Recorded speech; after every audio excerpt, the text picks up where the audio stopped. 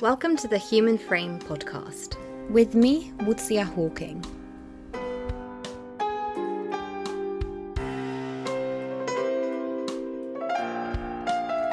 Today I'm joined by Martina Avogadri.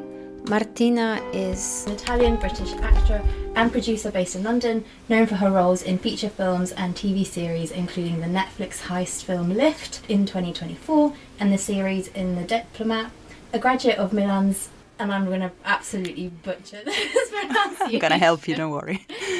Actually, you can say it because I can't. It's Scuola d'Arte Drammatica Paolo Grassi, which is a drama school in Milan. Exactly. And later trained at the Actors Door Studio in London. Now Beck Academy of Dramatic Arts, and she brings both rigorous craft and philosophical depth to her work. In 2020, she co-founded Aberrant Gene Films with partner Faye Beck, through which she develops stories and combines genre with emotional truth, such as XXXX My Sex Doll, which we're going to deep more into. And alongside acting and producing, Martina is a coach at BADA and uses her training in philosophy and aesthetics to guide creatives in performance and mindsets. Thank you so much for joining me, Martina. I'm so excited to have this conversation with you. I mean, I know so much about everything, but I'm really excited to get more in depth on your projects and your background and talk more about philosophy as well, which is something that we both have in common. Absolutely. Thank you very much for having me.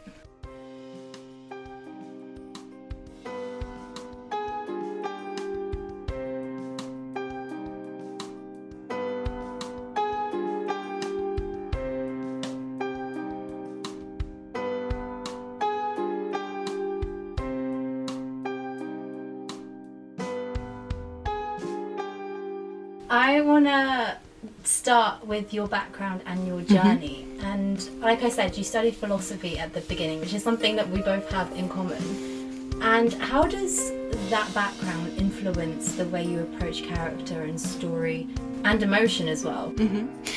It influences it a lot. I would say that my philosophy background has a great influence on my artistic path. And I think that through both philosophy and art, I can say I've always tried to answer the same questions, or maybe better, I've always tried to pose the questions that I knew didn't really have an answer to. And so questions about human nature, the world, life, death, trying to get to the core of things fundamentally. So I guess that ultimately philosophy and art for me are a way of connection to other human beings through discourse and through creation, and I guess a sort of form of exorcism of the fear that comes with the knowledge that certain questions have no answer. So I guess there is a sort of deep comfort and a possibility of connection in looking together, both through philosophical discourse and through art, filmmaking, acting. So my work as an actress, my work as a filmmaker, and my studies in philosophy that I'm trying now to bring more into development work, creative development work, are very much connected and stem from the same quest, and they influence each other very much. Is there a specific philosopher that you like the most? I've never asked you this, and I'm quite curious to see what you say. I mean, I'm like all truth seekers, and I like to think that I have a little bit of that. I'm a big fan of Nietzsche, and I spent a lot of time in the last part of my philosophy studies really studying not just philosophers but scientists and artists that have written philosophical work about their craft.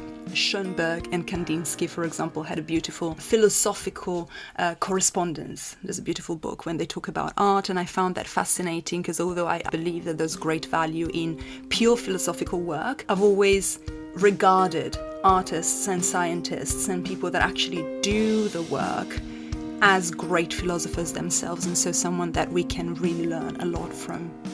No, I completely agree with you, because one philosopher that I really had a lot of, I'm obsessed with a lot of World War II philosophers, but Primo Levi. Yeah. But for example, what he went through and then that influencing his whole life, but also within the studies in science that he used. And it's like you said, it's incorporating that into the work and the wider context, because that's what philosophy is. It's looking more at human nature, which is obviously really needed when it comes to acting and the arts, because Absolutely. That is what we're trying to portray in that, and that's what builds the connection between the work and humanity. Yes, it's a constant research of for a different perspective, for a different way to look at things, like a sort of doing a bit of a Picasso on reality, so we can see the different facets and different opportunities also that lie in multiple perspectives.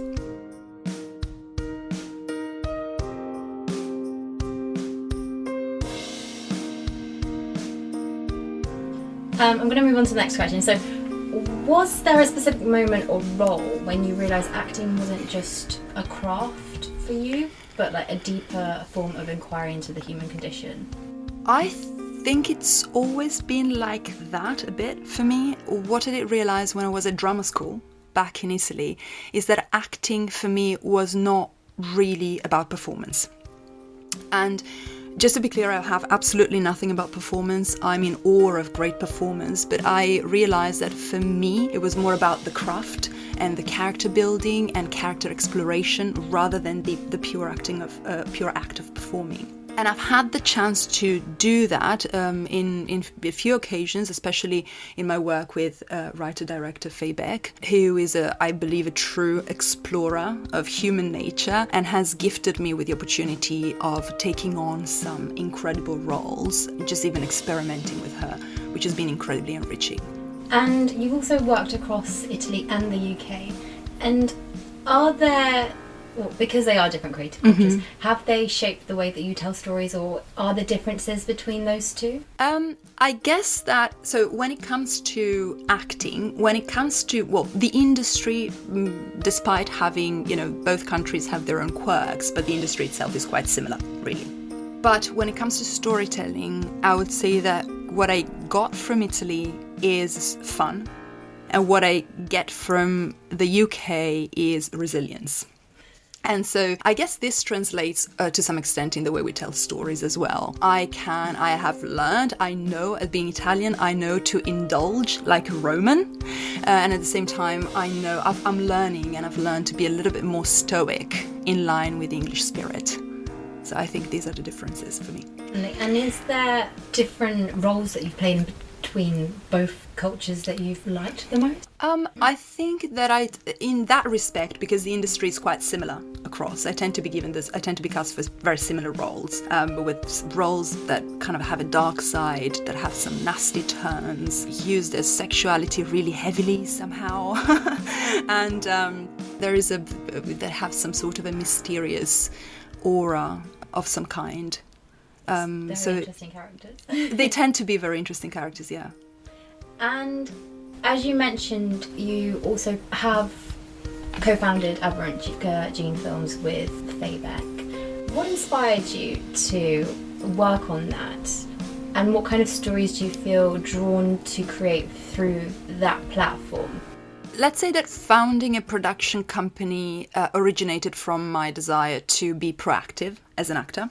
And so instead of just being there and waiting, but over time it has evolved as I have discovered the world of production and creative development. And I guess the stories that I'm personally drawn to tend to be quite edgy, impactful stories that don't necessarily follow the narrative structure. And this is simply because our experience of reality has become quite complex, and I feel that at times narrative can't quite grasp the fullness of it. So I love stories told through the lens of genre, and I tend to love stories with a heightened psychological component and complexity. I love stories that expose the human psyche, our vices, our grief, our joy, our emotions in general. Yeah, and I think it's also doing the course with both of you guys that you lead on. It's carried on through the kind of content, well, I don't want to use the word content, but the work that we study as well. Mm-hmm. It's all very much developed through complexities in human nature and how horrible humans can be to each other, because it's becoming more and more like that, especially when you look at Pinter. Yeah, yes, absolutely. And conversely, how beautiful we can be to each other if we allow ourselves to be, and drop for a moment the wall and the armor of ego. And our work is very much based into the basis is Meisner's work, and so which was created in a world that was slightly different than the one that we have right now, and where I guess the ego was present, but maybe a little bit less dark and twisted, but we can still get to that, and there's great potential to explore the ugly but also the beauty of what we can engage with. Exactly. It's what you and Faye always said, it's you can't have one without the other, or you can have it without the other, but if you can do one, you can do its opposite. Yes. Which is what every single person is capable of, even if you don't think you are, which has always struck me as a really interesting concept of why if I think I can't get to an emotion or to do a specific role, I actually can, because I can do the opposite. Exactly. I think there's a great judgment on negative emotions or negative traits, and that's a bit of a fallacy because it leads to performative niceness instead of true engagement with empathy, which is one of the benefits of real acting work. And as you said, you wear a lot of hats when it comes to the industry, so actor, writer and producer. How do you balance those roles, and do they feel different with different parts that you creatively use? Yes, they do. Especially production is vastly different to acting and creative development, and although they feed each other, production remains quite strongly a left hemisphere job. And although I can be very analytical and very precise, I do love the creative side very deeply, and if I don't act for too long, I'm not very happy. So the answer is yes, they feed each other, and I enjoy all of them, but let's say that acting for me wins above anything else. And what made you want to get into producing itself? And I know you've started writing more and more and more, and also through that you've also the course that you yourself. You mean the course that I made? The online, Yes, it's called the Truthful Actor. It's an online course on acting, on fundamentals. You wrote quite a few different monologues, which were so good.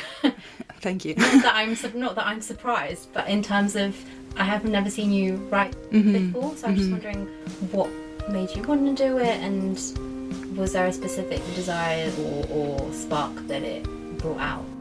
I think I am not, by nature, I am not necessarily a writer, meaning that I don't have a lot of patience, but I do love character. I love stories, but I particularly love character. And so I can engage quite easily with writing short pieces, such as I've written a lot of surreal scenes for my students, and I've written monologues, and that is quite easy and straightforward for me because I understand character quite well, and so I understand dynamics and relationships between characters, and so I think that's where it comes from. But when it comes to the writing craft itself, I tend to leave it to real writers. But what I'm doing at the moment is I'm studying script development at NFTS because I'm very interested in the creative development.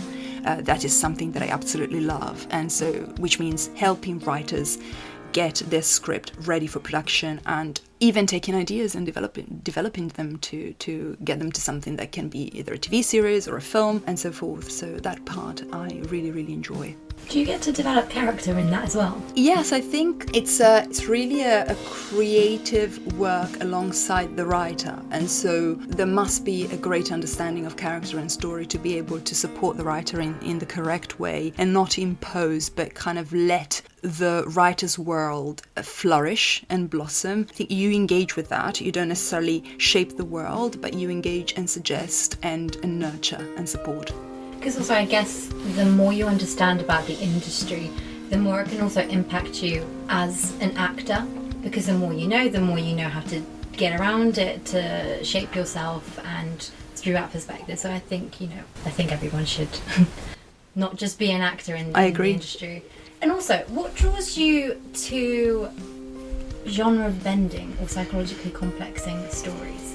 Because and how do you make sure that they remain grounded in real emotion? Because obviously, as an actor, it is quite, I don't want to say it's hard because I mean every job's hard, but it is quite difficult to make sure that it is truthful, because there's a very big difference watching something and you seeing it being true emotion versus someone just playing the emotion, performing it, which happens quite a lot, and as a viewer you disengage with that quite a lot.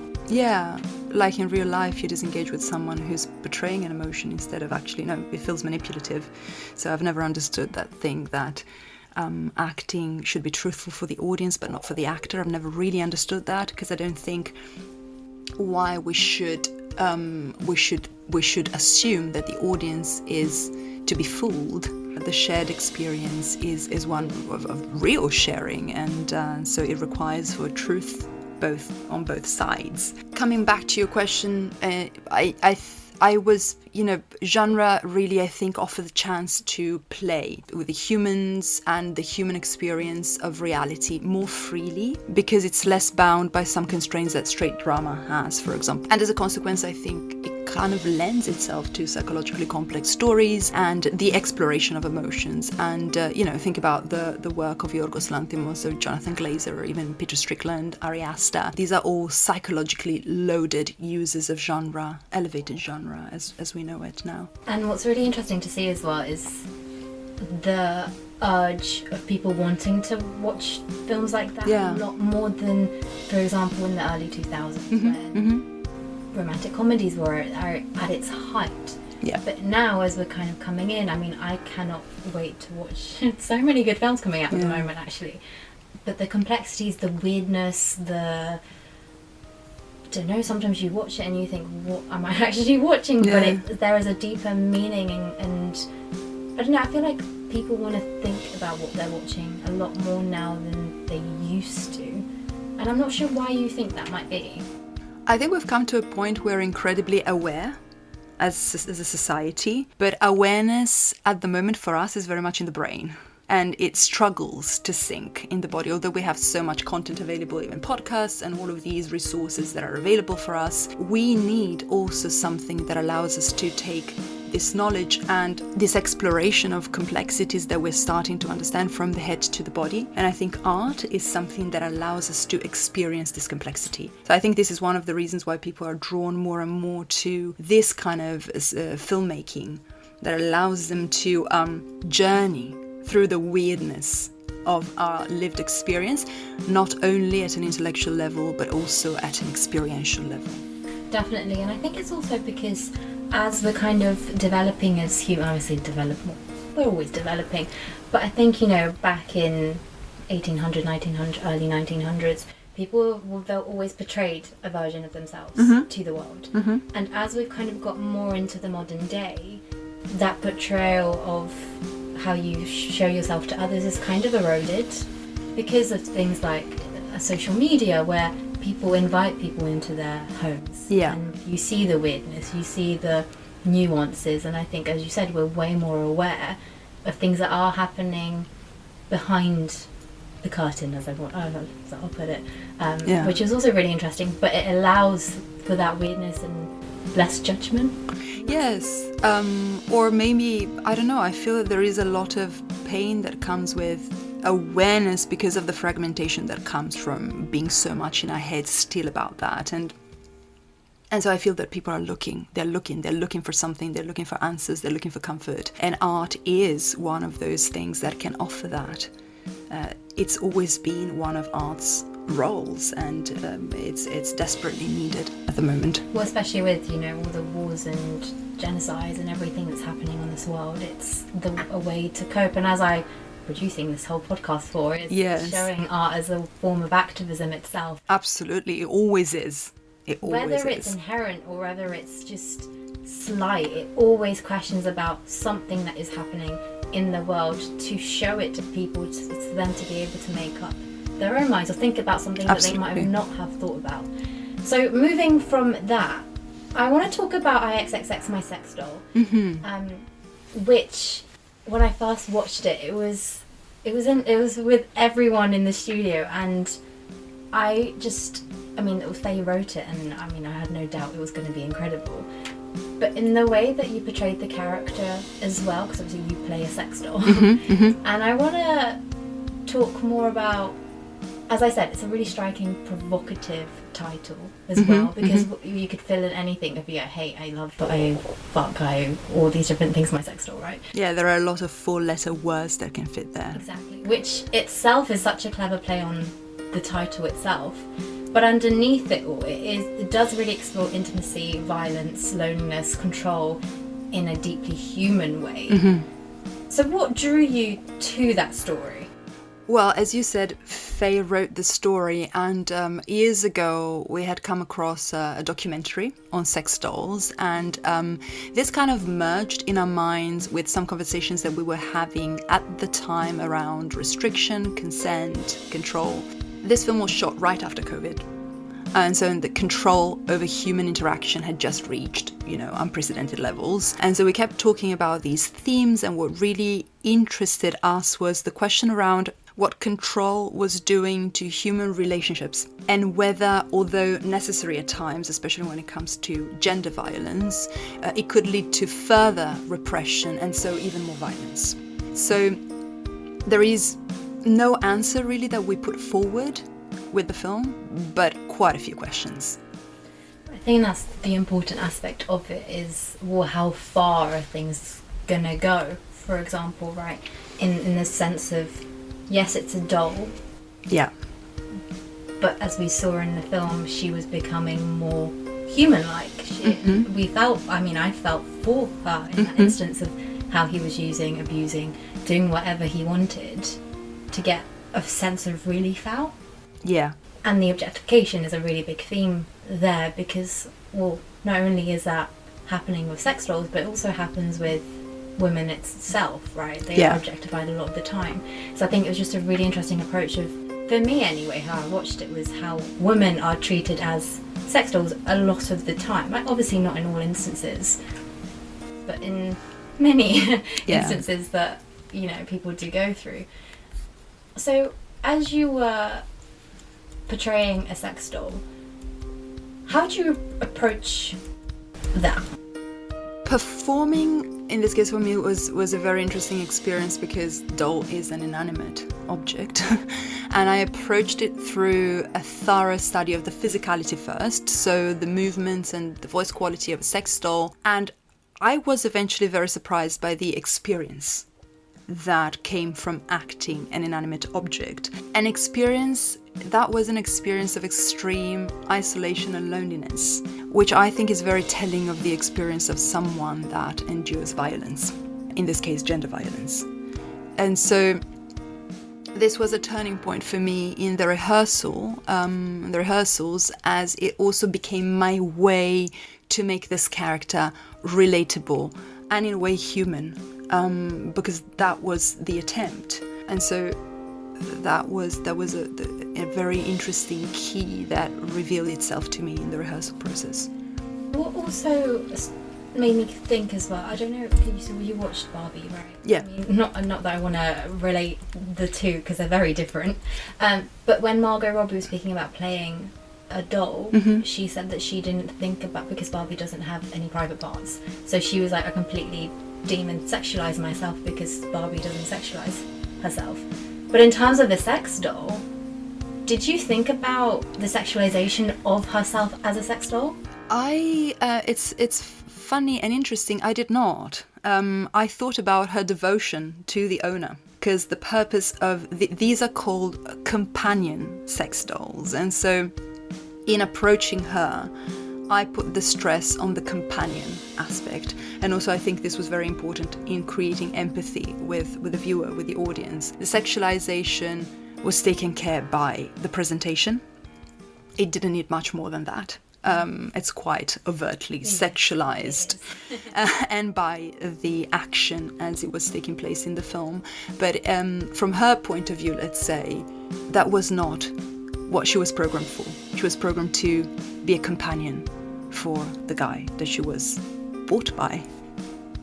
Yeah, I know, it's really interesting to see how you approached it, because obviously every character is very different, and I always think how an actor approaches a character tells more about the character itself and how it's shaped, because there can be specific little nuances in the way that, I don't know, there are instances where you put your hand on the sofa, for example, and there was, I mean, it's such an easy little act, but it spoke in itself with how she was feeling, or how it kind of put across, or the way, you know, when he was ignoring, and how that made her feel when he was messaging other women, for example, on the government dating app. Yes, I guess there was a great care of her from her to Guy, who is the male protagonist. And I think we were trying not to, as I was saying before, not to give answers, and so in a way to offer a portrayal even of this man as a, you know, that was holding complexity, and not just the potential for nasty acts, but his loneliness, his struggle, and the restrictions imposed on him, and his possibility to connect with women, with other humans in general, and the effects that is having on him psychologically.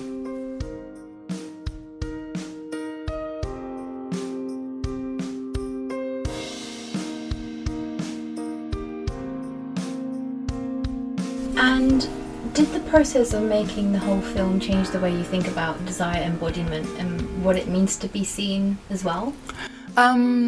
Because of what we were talking about, I don't think necessarily because I didn't think about her in such a sexualized way, paradoxically, but it gave me a great perspective on powerlessness and isolation and the tragedy of it.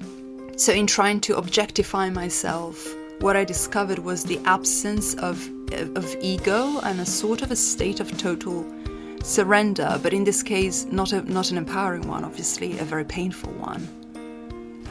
Definitely. And obviously there's an undercurrent of vulnerability in the whole film from both characters, in very different ways, but it is both there, in physical and emotional ways. So how do you think, or how do you protect or ground yourself when working with such intimate material as well? Well, I have trained myself very rigorously, myself and my emotional instrument, to engage with the intimate and not with the personal, which means that my emotions and my body are always available to be used as a vehicle for the character, but the process itself does not get attached to my personal history. And so there is no trauma or hurt that remains attached to me, even if in the moment I go through everything 100% and truthfully. Definitely, and I think that's the really unique thing about Faye's method as well, which we will touch on when I speak to Faye. Yes, absolutely. But I think, again, it's such an important way to protect the actor itself, because like you said, it's so easy to draw on past trauma, but then you're yourself re-traumatized, which is not what you want to do at all. It's not healthy mentally, it's probably not even good for the storyline, because it takes you down emotional places that maybe the character doesn't need to go. Whilst when you frame it in that kind of mentality of using your imagination, it separates you away from yourself, and then you can snap back out of it so much easier. Absolutely. Imagination is a great protection, is what we need to tell stories as well. The personal of the character is not my personal. What we share is the intimate, so the emotional instrument that I lend to the character. Yeah, but not my history details, otherwise the story would be about me and not about the character. And how was that different from the character that you played on Lift? Oh. That was a very different character. Vastly. In Lift, well, that was a action comedy crime, and so it was a lot about the look and a lot about holding space, also next to an actor like Jean Reno, for example. So my work there was, I work on character regardless of genre and style, the same way, with the same dedication, with the same attention to detail. But when it comes to specific styles and genre, you also have to be able to understand that you should not overdo certain things. You should be able to understand what to pay attention to. And in the case of Lift, there were some elements where going too deep at a psychological level would not benefit the story or my placement in the story with that character. So that was a completely different approach. In one case, It was more relationship based and action based, and in another case it was more psychological and more connected to the atmosphere that we wanted to arise from the film. And that's a mistake that I know I probably made before really studying acting itself, is, you know, acting's not just acting. Actors make it look very easily, but it's really not. And if you make it look easy, then you're a great actor. That's what it's meant to look flawless. Yes. But again, like separating different genres and what different genres need, whether there's a specific tight emotional boundaries that you need to hit within different directors, have different styles as well, also gives more pronunciation to the importance of the story and the characters itself, and it gives actors more of ability to play around in that aspect for the different characters that you need to play. Absolutely. I think as an actor you have to understand what you are playing with and what you're playing for. Context is super important. This is not stage, although this is important even in stage. You know, mostly when it comes to screen, you're a little part of an immense machinery. And one of the most important things is to understand how you fit into that and play accordingly to that. Be a vehicle. Check your ego at the door and put yourself at the service of what is needed. And one of the terms that I really love you guys using is emotional instrument. Can you expand a bit on that? Because I think it would be quite worth for people listening to understand what that is, because it's using your body more as an instrument rather than you. Yeah, you mean to what we mean by using the emotional instrument. And this comes mostly from phase work, and this is something that I've learned with her and then developed with her.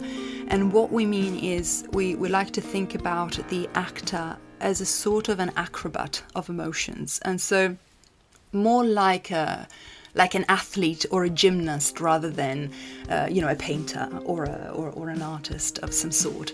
And so you have to train yourself to be able to do what Simone Biles does physically, but with your emotions. So in a way, map out your emotional and your behavioral instruments so that it can become it can mold itself into whatever it needs to be without posing resistances that come from your own identity or your own ego or your own limitations. Because different characters don't need those things. They definitely do not need those things. Which is really great to know, because as you do it, you realise there's so many life experiences that you have that really affect specific emotions that you have. Yes, our emotions get attached to our events, and so one of the most important aspects of the training is to reclaim those emotions so that, as I was mentioning before, they are, incorporated back into your intimate rather than in your personal. So they're there at your disposal. They're yours. They're truly yours. They're not attached to any trauma that you may have had or endured in the past. They are yours, and as an actor, you need all of the emotions. You need courage as much as you need shame, and so you need to reclaim shame too. Get it away from what it got attached to, so that it's free for you to play with. And in its purest form, yes, as well, which is invaluable as an actor. And it brings me nicely onto the next set of questions. So, you obviously coach actors, including me, on a lot of different things, helping them connect mind, body and emotion.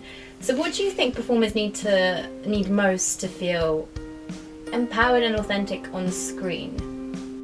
Again, is a really funny way of phrasing it from me, because authenticity is such an interesting concept when it comes to the acting world. Yes, it's authenticity. I think it's got more to do with truth rather than just being yourself. Because if you want to be yourself, maybe don't do acting in the first place, right? Or at least you can, but you're going to miss out on the beauty of the craft. I think what is mostly needed, and it's the golden grail, the most important thing to get is ownership. And this is again not my work, it's Faye's work mostly, and now also my work, but it comes from her. And I think that, like she says, instinct begins where technique ends, and once instinct is achieved through rigorous training, then ownership is what gives an actor full freedom.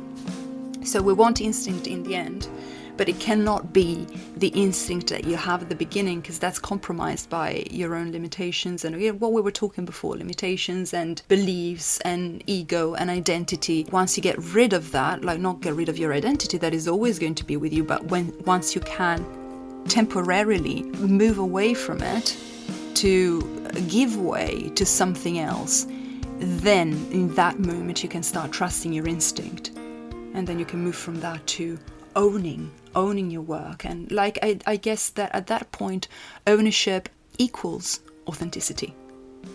Some actors have that ownership very straight away. Yeah. I mean, they don't need much training to do it. For example, like Timothy Chalamet is an incredible example of just being able to do any character. Yeah. Or her name's gone out of my head. Tilda Swinton, for example. Yeah, exactly. Who says Florence Pugh as well. Yeah.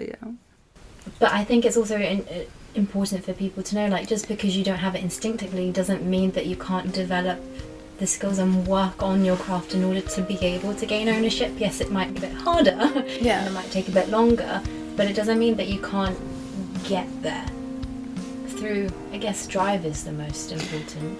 Absolutely. I mean, we're talking there about very rare exceptions, and even among the Hollywood A-listers, like if you look at the bios and the they've gone through very rigorous training, or years. Even if they haven't trained in a standard way, they've practiced a lot. They're obsessed with their craft. So, there is nothing accidental about great acting. Nothing accidental. If you're lucky enough to be born with one of those instruments, and like we say, talented people are people that understand unicorns that understand a character instinctively and then can fall into character instinctively. If you're one of those unicorns, good for you. That's amazing. You're going to do very well and you're going to be very happy with yourself. But if you're not, the craft is there for that reason. And it's a very rewarding experience. It's a fantastic journey of discovery. But also just in the way that you learn so much about yourself. From my own experience, I realised that it's within your everyday life as well. It's not only just the craft being in the studio where you're performing different pieces. It's throughout when you're going grocery shopping, for example, and taking characters out. 100%. Just yesterday I listened to an interview with Martina, whom I love, that said, I hate the studio. My work is never born in the studio, is always born out of life. When I am in the bathroom, when I am in the kitchen cutting garlic, when I am... and it's always with you.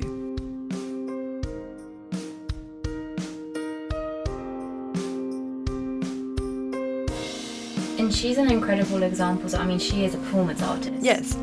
But through her, watching her work from her 1972, I think, or 74 performance, and it was in Naples, actually, wasn't it?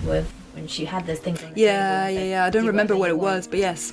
Do whatever you want to me from it, and the boundaries and moral responsibility. It was just something I'm obsessed with philosophically anyway. Moral boundaries and where people push moral boundaries and moral responsibilities towards. But I feel like her work can very easily be used in a form of an actor's mind. Maybe not stretching yourself so far and putting yourself in danger, but really pushing yourself emotionally. Yes, 100%. I mean, she's an example of an artist that I will also define as a philosopher of art. And yes, 100%, her work, her approach, most importantly, would be very useful for any actor, because she says, I don't stay with comfortable ideas. I always move towards what's uncomfortable and what I don't understand. And that should be the process that also moves an actor. Curiosity, always out of the self. Also in the self, but to expand the self, not to just, sit in it. And making the uncomfortable comfortable. Yes. Whether it's an emotion you don't like touching, or whether it's, a dance, if you're not a dancer, and making your body move. I know movement's been a really big struggle for me in terms of how a character is embodied. Because I don't think enough emphasis is put on how a character walks, how a character sits, how you understand the movement, because each one is very different, and where you put tension and breath and all of that. Maybe you've started doing more movement work, haven't you? Yes, I have, and it's something that I have trained in when I was at drama school, and something that, you know, is directly connected to the work that we do on point of view and character itself. And let's say that movement is just a different entrance door to the same room, which is the room of character. You know, physicality and psychology are just the two sides of the same coin, like voice as well. Everything is so connected to our identity, and they shape each other. The body keeps the score, right? Yeah. And so it keeps the psychological, and the psychological influences the body. If we think about it's a psychosomatic ailments that we have. Which is the same and really important for character itself, as you see your own life being built.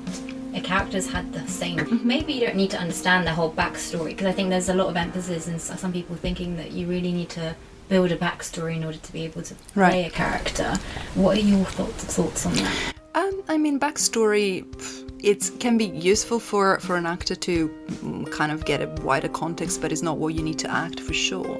You can't keep that much in your brain, and even if you think about yourself, you are a character. Each one of us is a character, and we don't go around in the world thinking about our upbringing and what we had for breakfast, and we just don't go around thinking about these things. What we go around embodying is who we are and how we feel about the world, which is what we really need to understand and take on about a character, the lens through which they see the world.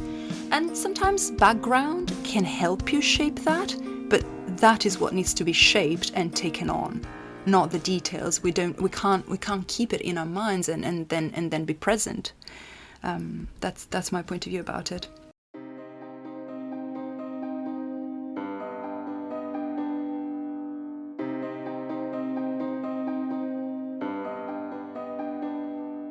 And looking ahead, what kinds of stories do you still feel compelled to tell as a woman, as an artist, as a philosopher at heart as well? I guess, once again, at the cost of repeating myself, stories that say something about human nature, about its beauty and about its darkness, as we've got both within us, and maybe also something fun, if I've got the chance to. But definitely these, I adore the work of people like Jonathan Glazer and Yorgos Lanthimos, and so give me weird, give me dark, give me something like that, and I'm happy. And what are you working on at the moment, if you can share? Yeah, it's next week. I'll be on set on the set of a big film as an actress, which is really exciting. And next to acting, which will always be my way, I look forward to more creative development work. As I complete my NFTS diploma in script development. So hopefully joining those two, and there's loads moving on the horizon, and I hope I'll be able to update you soon with exciting news. Let's see. There's always lots of exciting opportunities. That's the beautiful thing with it, whether you've had, periods of drought in the industry, then it all comes at once, and then you might have a little bit of a bit, but it tends to come up for me when I book my flights to go back to Italy and visit my family. Then something comes in. So I've just booked the next flights, hoping that I'll have you'll get another one. Yes. Well, let's hope so. That's my strategy, everybody. If you want a tip, just pick me. Yes, exactly.